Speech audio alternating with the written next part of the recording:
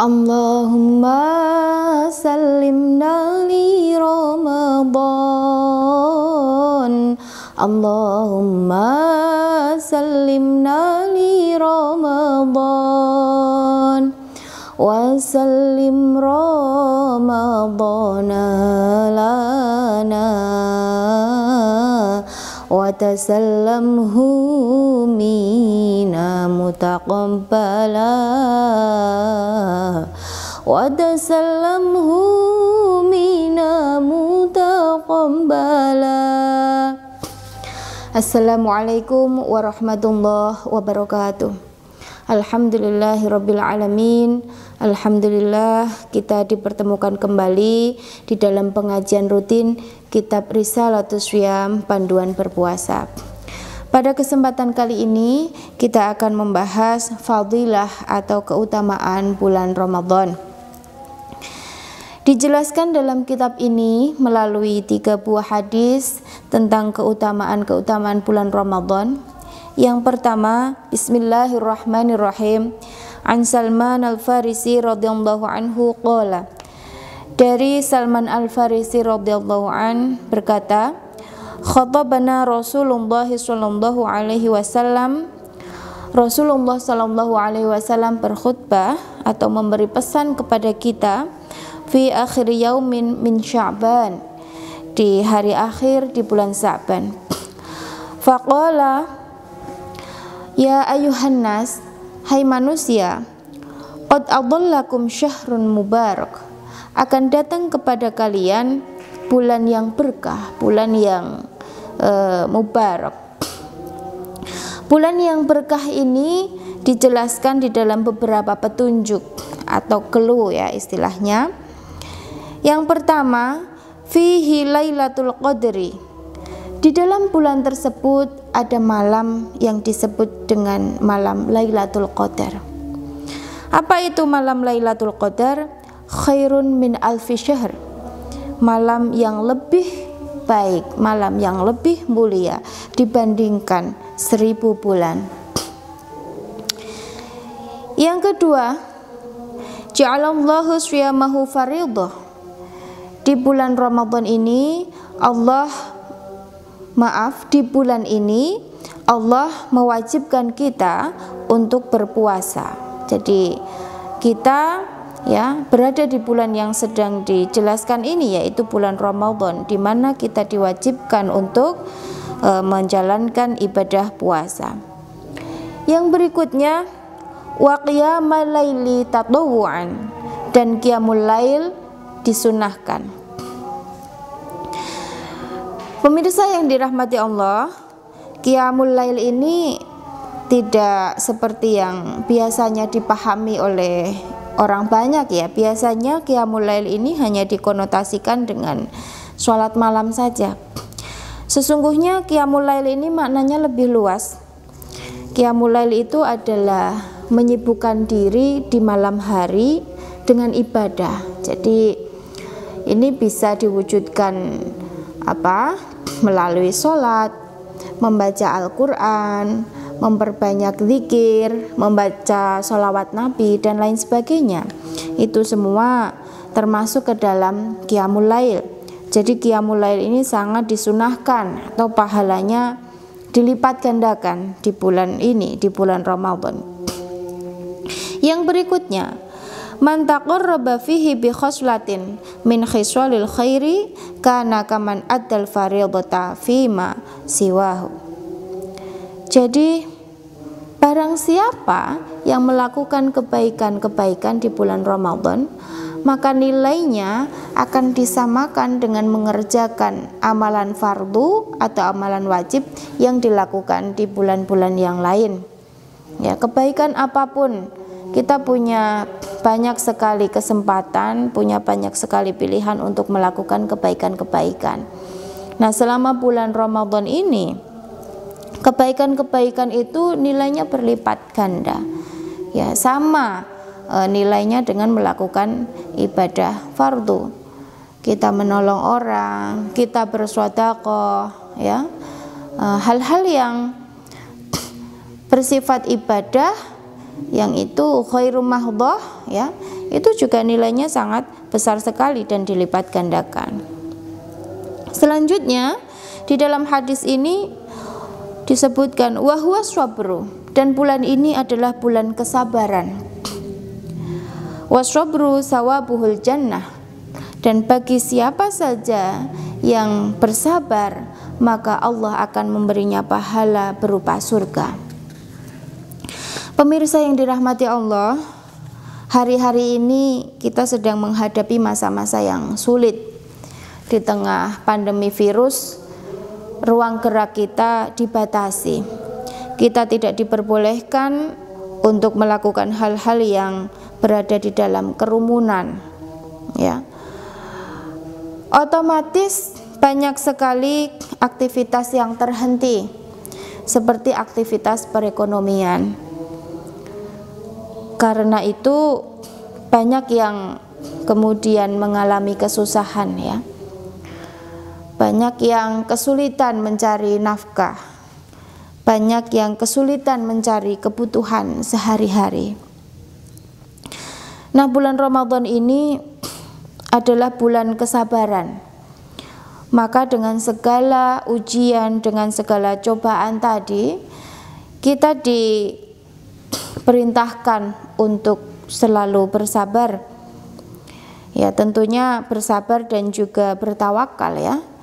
Kita harus tetap berusaha mencari solusi atas cobaan-cobaan tadi. Tetapi nilai kesabaran yang dilakukan di bulan Ramadan ini nilainya sangat besar. Allah sudah menjanjikan surga untuk siapa saja yang berbuat sabar.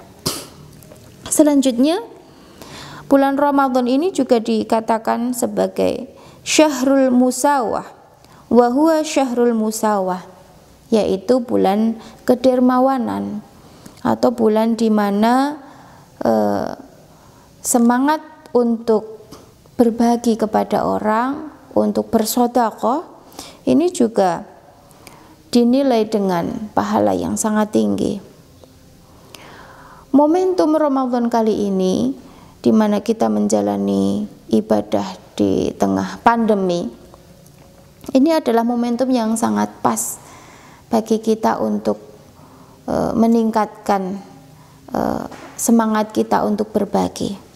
Ya, bagi yang memiliki kelebihan, membantu yang berkekurangan. Di dalam ajaran Islam memang tidak hanya di masa Ramadan saja kita disarankan untuk bersedekah, untuk senantiasa berbagi kepada orang lain, ya. Ajaran Islam ini selalu menekankan pentingnya kita untuk peduli terhadap lingkungan sekitar kita. Kalau kita perhatikan di dalam Al-Quran, setiap kewajiban untuk melaksanakan kewajiban-kewajiban di dalam Islam ini selalu diiringi dengan kewajiban untuk peduli pada lingkungan sekitar. Misalkan pada ayat yang ini sering sekali terdengar di dalam Al-Quran, ya. Wa aqimis shalah wa atuz zakah. Setelah perintah untuk melaksanakan sholat, di mana sholat itu adalah ritual kita beribadah kepada Allah, kita berkomunikasi secara langsung kepada Allah, diiringi dengan perintah lain, wa atuz zakah, untuk membayar zakat. Zakat ini adalah satu ibadah yang dimensi sosialnya sangat tinggi. Dan di banyak ayat lain di dalam Al-Quran selalu seperti itu. Jadi perintah kita untuk beribadah secara vertikal kepada Allah ini selalu diiringi dengan perintah untuk beribadah secara sosial kepada sesama. Nah, bulan Ramadan ini, ya, sebagaimana di dalam hadis ini dikatakan sebagai Syahrul Musawah atau bulan kedermawanan, ini hendaknya menjadi penyemangat kita untuk lebih meningkatkan semangat untuk selalu berbagi kepada sesama. Selanjutnya, wa huwa syahrun yuzadu fihi rizqul mu'min. Bulan Ramadan adalah bulan di mana Allah menambahkan rizki kepada orang-orang mukmin. Rizki ini juga hendaknya diartikan secara luas ya. Rizki ini tidak hanya berupa materi. Sampai saat ini kita bisa mengikuti pengajian ini juga merupakan rizki dari Allah. Kita masih bisa beribadah dengan lancar, kita diberikan kesehatan. Semua ini adalah rizki yang harus disyukuri. Kemudian wa huwa syahrun awwaluhu rahmah, dan ini adalah bulan yang awalnya adalah rahmah, wa awsaduhu maghfirah, dan di tengahnya adalah ampunan, wa akhiruhu idqun minan nar, dan di akhirnya adalah dijaga kita ini dari api neraka. Nah, jadi kalau bagi-bagi ya, dalam satu bulan Ramadan ini 30 hari, maka pemaknaan terhadap hadis ini biasanya 10 hari pertama di bulan Ramadan ini Allah menurunkan rahmat yang besar bagi kita, maka manfaatkan sebaik-baiknya untuk beribadah. 10 hari di tengah ini adalah hari-hari yang penuh maghfirah atau ampunan. Maka mari kita jangan jemu-jemu ya, untuk selalu memohon ampun kepada Allah atas dosa-dosa yang telah kita lakukan. Wa akhiruhu idqun minan nar, dan di akhir sepertiga terakhir ini, 10 hari terakhir di bulan Ramadan adalah Allah menutup pintu neraka. Jadi kita dijauhkan dari pintu neraka. Nah, bagaimana agar yang tadi sudah kita bahas tentang rahmah, maghfirah, dan idqun minan nar itu bisa kita raih? Ya tentunya kita dengan meningkatkan ibadah kita ya. Itu adalah hadis pertama. Dan yang kedua, bismillahirrahmanirrahim, qala Rasulullah sallallahu alaihi wasallam, idza dakhala Ramadan futihat abwabul jannah wa ughliqat abwabu jahannam wa syufitati syayatin wa futihat abwabur rahmah. Rawahu Muslim. Rasulullah Shallallahu alaihi wasallam bersabda, ketika masuk bulan Ramadan, futihat abwabul jannah, maka dibukalah pintu-pintu surga.